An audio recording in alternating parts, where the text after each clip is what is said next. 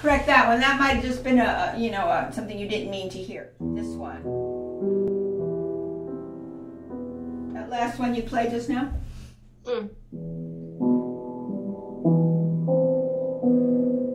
Oh, that's still too strong. That was better. That was better. Yeah. So now go back maybe to the beginning of the measure so you can integrate this. That's one harmony. Resolve to this.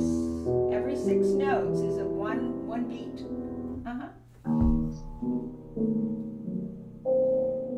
Whoa, that should be less, of course, because it's lean, less, dominant, tonic.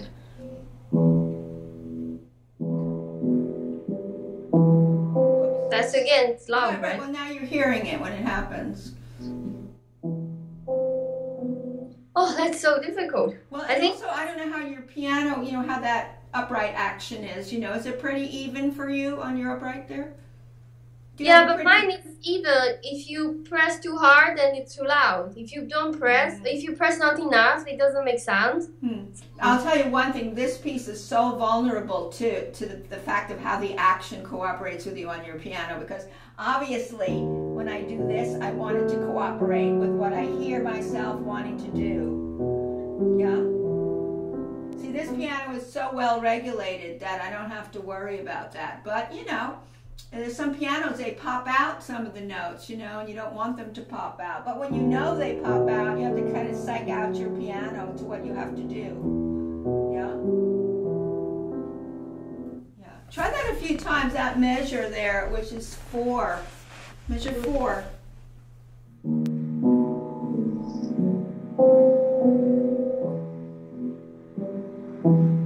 Say that one. Right, I heard that. Now here's what you might try, because your piano is so volatile that maybe you should play, a little deeper into the keys so that everything's raised up a little, but then it still doesn't pop out. Maybe you need to go do. See what I'm doing? I see. And then that means everything will be, brought up a little, but still, I can control it better. One of my notes popped out there. Yeah. Maybe it should bring it up a little bit. So that means the right hand. It means the left hand can be a little deeper because your piano's jumping out on you, and you control it better if you're deeper in the keys, which means your right hand's going to be deeper than the left. Yes. But do try to think your hand. Can you find your center of gravity for every group of 6? Find your center of gravity like I'm finding mine. Am I not? I'm still knowing where I am, Careful. That avoids the poke sometimes.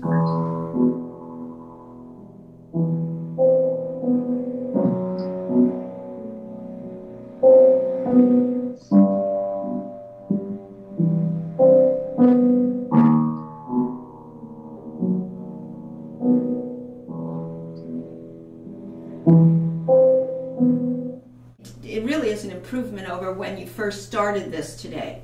Because now you're thinking of bigger groups and you're thinking of certain notes, stopping them from popping out on you. You're thinking of your bass line too now. You're hearing your overall bass line as it moves. You're going toward the moving bass. Now when he does this, you're thinking this is all dominant, this is diminished, dominant. Yeah, this is all one harmony basically. He's basically going with this. Right? He's a little bit of a diminished under the dominant, right? In that the measure. So that's only really one harmony. It's going toward what? The bass. But he has a little bit of a swell on that diminished, right? There's the diminished. And then he resolves it down. So you want to listen for the harmonic rhythm. So you're listening for harmonic rhythm, and what you have to do with tapering some chords, and some chords are lean and some are less. We know that. We know that right through the piece. That's very important. So that first 2 lines are really tonic dominant. That's it. First 2 lines are tonic and dominant. Now what does he do? You're thinking, but the G major we think is going to C major because of this, right? We think he's going to do that, but then he has to let the chromatics that change that, right? He moves by half steps. So it's not going to go to C major, is it? Where's it going to go? He's going to a half step to a dominant of B minor, yes? It's going to B minor. Here it is. So that was just, it didn't do what we thought. And then diminished. This is the dominant of what? Of B minor. Here it is, yes? And now we think B minor, but then it's B major because he's going to E minor again. Yeah, a lot of changes in that on the next two lines. But here we think he would do that because it's a G7 chord, isn't it? There's a G7 chord here, yeah?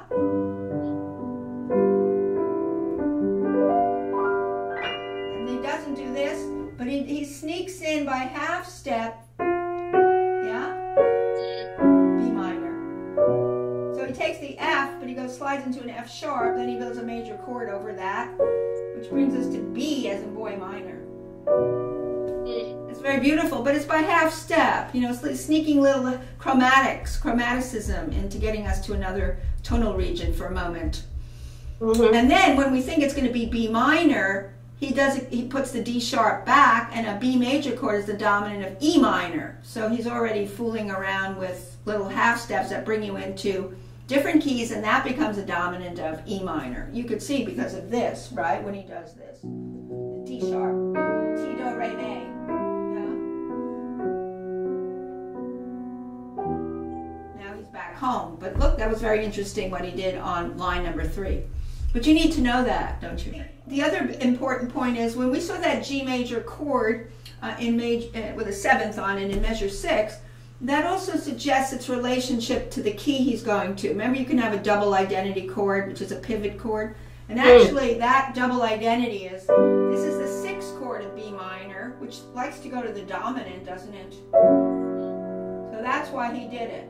He decided, I'm going to make it into a 6th chord of the key I'm going to. So the dominant of that key with the 6th chord is B minor, or B major, but he makes it B minor here with the D natural, yes. And then he sticks the diminished chord under it, comes back to the dominant with a suspension. See the suspension up here?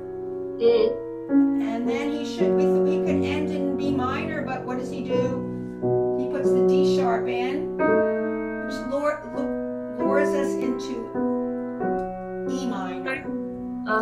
Ti, Do, Re, Mi. Because this is the dominant of E minor. Yeah, so it's very beautiful what it does there. And you did very well when you did this. Now that contradicts the idea of 2 beats there, because what we want to hear is what's moving. Yes? Yeah, and that's right, because now you're hearing this. Yeah. So right, as the music unfolds, there could be things that are moving quicker that bring out other notes in the bass, like this. Indeed. Because that diverged from this pattern, right, of the broken chords. But this isn't as much a broken chord as it's a line going down against this.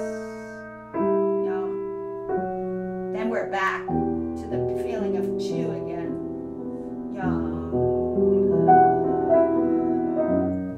So you're getting an idea of sometimes the left hand will have a line that you have to be aware that's going in steps suddenly, and going the same rhythm as the right hand is going in steps in the other direction. Contrary motion.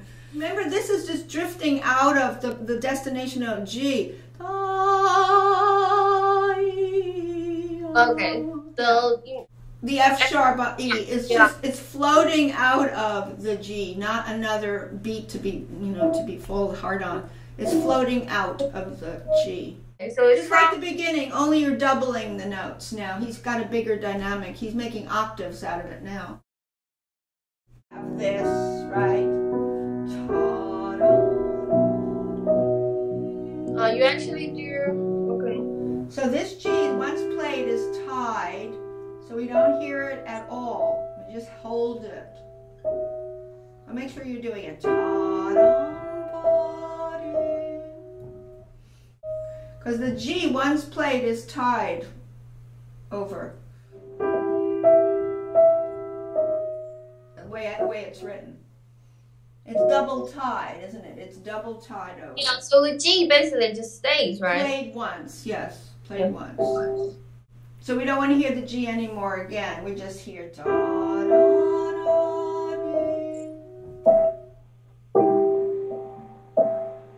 Right. Yeah, and then yeah, and I wouldn't accent that part of the measure. I would probably